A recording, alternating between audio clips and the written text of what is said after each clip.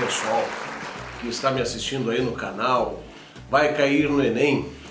Nessa terceira parte da vida de Adolf Hitler, vimos nos dois vídeos anteriores a sua ascensão ao poder, desde lá quando era um meninote, né, na Áustria-Hungria, passando aí por perrengues em Munique, passando por situações aleatórias durante a Grande Guerra, até chegar à liderança do Partido Nazista, né? E a partir de 30 de janeiro de 1933, devido a toda uma questão de praticamente conspirações, né, dentro do Congresso alemão, dentro do parlamento alemão, o Reichstag, Hitler acaba sendo colocado como chanceler do governo da República de Weimar, presidido até então pelo presidente Marechal Paul von Hindenburg, que, como uma república parlamentarista, não governava sozinho, governava com o auxílio de um chanceler, de um primeiro-ministro. E naquela conjuntura, por conta dos efeitos da crise de 1929, que não afetou apenas aos Estados Unidos, lembre-se sempre disso, afeta o mundo capitalista como um todo, a Alemanha passava novamente pelos mesmos problemas financeiros, um pouco menos sérios do que já tinha acontecido em 23, quando Hitler tentou o golpe de Estado. Só que agora, por meio da democracia, ele atinge de fato o governo, né?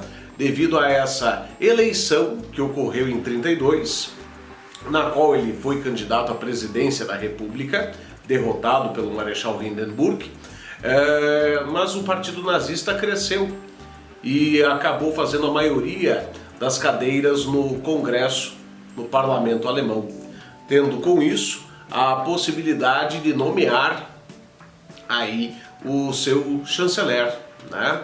E Hindenburg ficou reticente, sem saber de fato se aceitava ou não a nomeação de Hitler.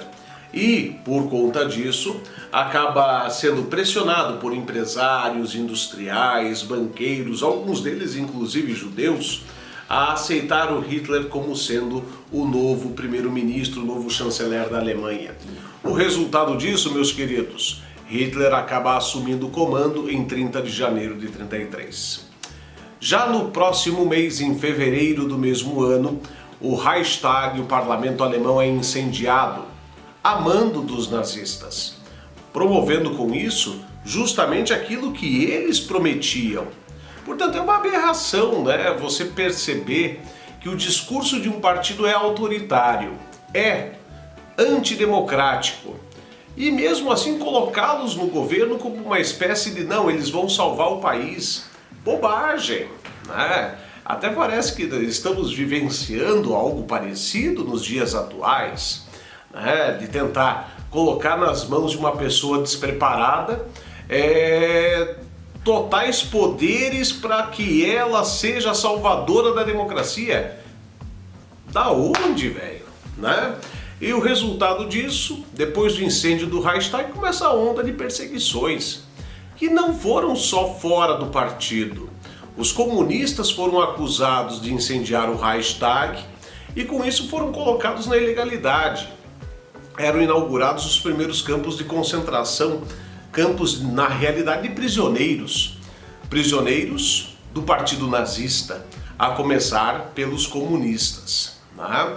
Além disso, né, você tem aí, em maio desse mesmo ano, uma lista que chegou a ter aí 25 mil títulos de livros que não eram considerados alemães e dignos de que um alemão pudesse lê-los. O resultado disso?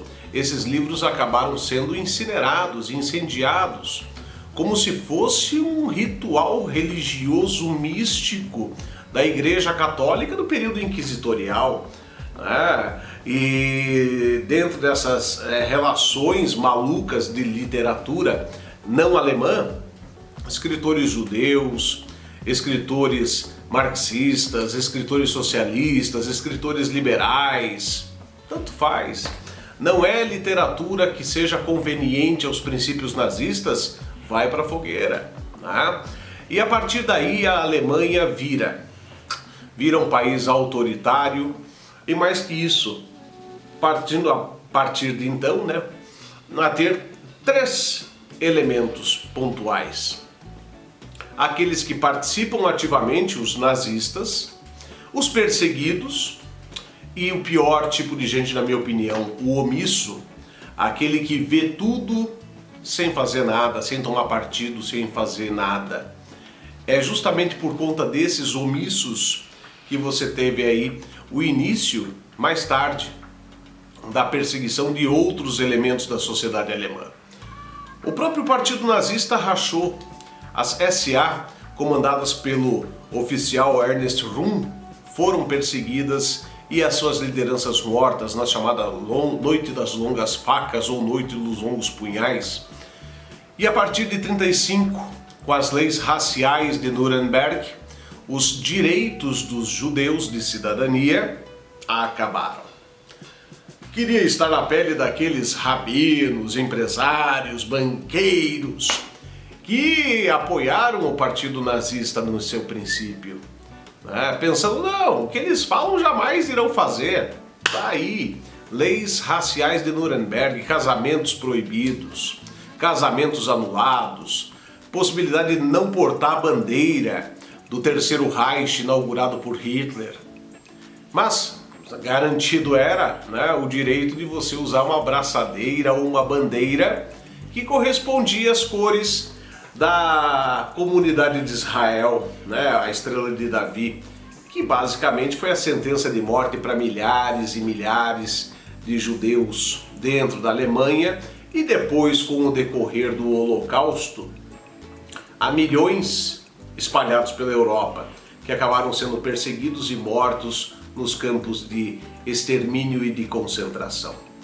Enquanto isso, Hitler simplesmente ignorava o Tratado de Versalhes, assinado, firmado pelo governo alemão ao final da Primeira Guerra, e mais que isso, começava uma política de expansão militar, começando pela Renânia, passando pela região de fronteira com França, armando a Alemanha, coisa que era proibida pelo Tratado de Versalhes, firmando acordo militar com Mussolini na Itália, formando aí o eixo Roma-Berlim, né? Mais tarde, com a adesão do Japão, assinando o Pacto Anti-Comintern contra o comunismo internacional e caminhando a largos passos para o triste fim de toda essa história, a Segunda Grande Guerra. Deu no que deu, 50 milhões de mortos aproximadamente, mais de 100 milhões de feridos e mutilados ao longo de pouco mais de 6 anos e 2 dias. E Hitler, obviamente, né, cada vez mais isolado ao final do confronto, quando a Alemanha já estava dando sinais de que iria ser derrotada, se suicida. Sim, ele se suicidou. Ele não foi para a Argentina, ele não veio para Foz do Iguaçu, não foi para Bolívia, não fugiu. Ele se suicidou no dia 30 de abril de 1945. E o seu corpo acaba tendo um enterro dado pelos soviéticos, que acabaram encontrando o seu cadáver depois de muito vasculhar, dando enterro católico numa região que ninguém, absolutamente ninguém sabe qual é. Esse é o fim daquele que foi um dos maiores, se não o maior fascínora e genocida que a história do século XX já conheceu. Eu espero ter sido claro nesses 3 vídeos e você que está aí, curta o canal, compartilhe com os amigos, fique mais do que à vontade em comentar, em dar o seu likezinho, dar o seu joinha e um abraço a todos e até! Você pensou que estava livre de mim? Se enganou. O próximo vídeo será sobre golpes de Estado no Brasil. Não perca essa visão profética.